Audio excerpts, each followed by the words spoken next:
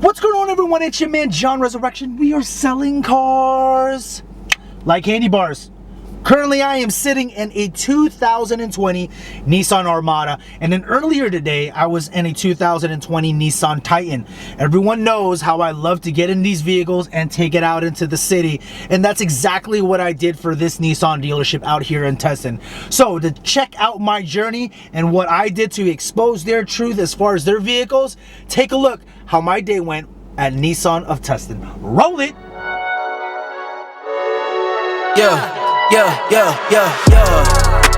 Coming in, flex, I just wanna win, LABB, who we running with, 2233, I'm on 10 again, state your name, big been dope on flame, I just switched the lanes, damn he did it again, I just flipped the pain, stripping and dipping in bass, slab on everything.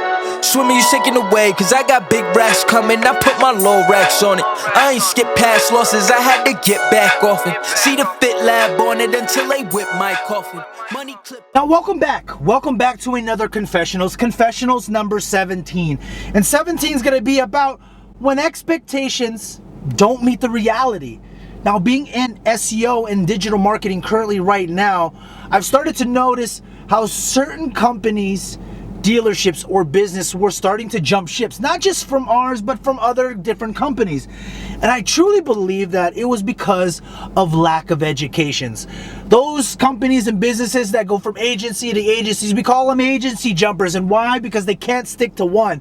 They feel that they want some magical carpet to come out to build their SEO and make their pay-per-click just happen instantly. But the reality, it does take time. It takes energy. It takes an immense amount of focus in making sure that everything that is being created is done correctly. But it made me stop and think. It made me stop and think, like, why do these companies actually do agency jumping? Well, it goes back to where education becomes paramount.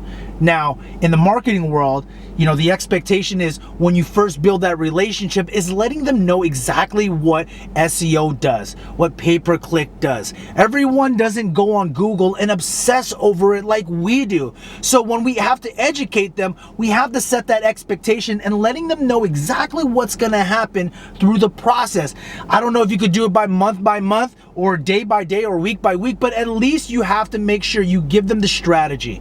You have to educate them on the keywords that you're actually going to be going for, exactly what zip codes, what PMA, what areas that you are actually attacking, and then do a round table with them. Do a round table with the business or the dealerships, the CEOs, or whoever's running their facility, and making sure that you are doing everything you can to make sure that they are part of the process. The dealership world, it brings me back. It brings me back when I used to do the Friday morning meetings, the pump-up sessions we like to call them. And when I used to talk to the sales force, I used to talk about how trust is earned and not given. We talk about educating your staff, but it's the same concept when anyone that's in a dealership is about educating your customers. See, if you want to get away from price, how about start educating the consumer on how things have changed since the last time that they bought the vehicle? See, consumers are creatures of habit. They usually buy certain vehicles, or they buy a certain way, either a purchase, at least because that's what they did before. And when those consumers are actually buying something, it's probably 4 or 5 years after they bought their first vehicle. So things have changed. One, market has changed. Two, the banks have changed as far as rates are concerned. Shortage of inventory. Obviously, we know what we're sitting at right now with COVID and the lockdown and the process and how things are being done.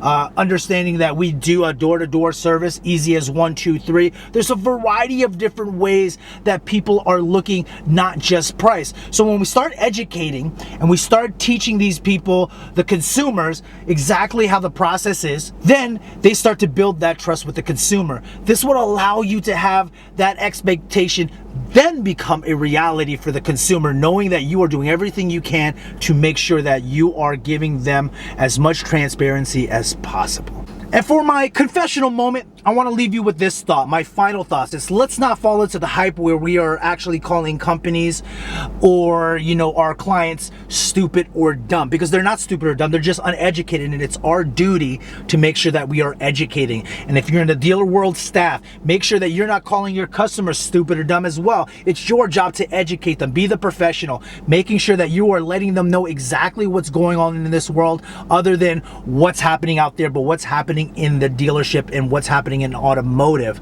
So I leave you with that. We have to understand that people don't obsess with Google like we do, and people don't obsess with buying cars. So we have to be the professional. Take a moment, sit down with your agencies, take time, sit down with your team, explain it, set the expectations early in the relationships. Then the expectations would be a lot different. Don't wait till your partners or your clients are ready to leave, because by then you have already lost the battle. So yes, it takes time and effort to educate your partners and team from the beginning, but isn't it worth the investment if it keeps your clients happy? I leave you with that. But like always, folks, if you can't find the solution, let MXS Solutions figure it out for you. But like always, keep selling cars like candy bars. Late! I tossed it, I heard it's big bags on big bags on big bags coming, coming in, yeah, flex, I just wanna win, yeah, LA BB who we running with, yeah, 2233, I'm on 10 again, pump up the action,